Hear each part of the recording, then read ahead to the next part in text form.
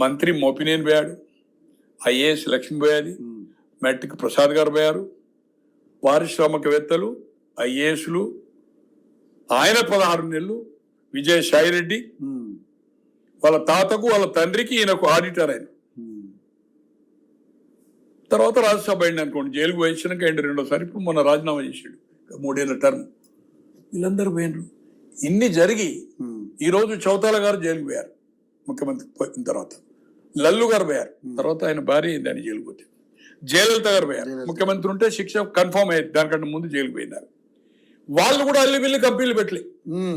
నువ్వు ఈ suit case కంపెనీలు పెట్టి, ఈ సూట్ కేసు కంపెనీలకు నాంది ప్లాను పక్కా విజయసాయిరెడ్డి గారు. ఆయన లేకపోతే ఈ ఐడియా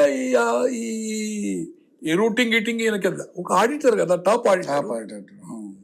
హౌ టు ఎస్కేప్ అనేది తర్వాత మంచి ప్రాక్టీస్ ఉన్న ఆడిటర్ కదా.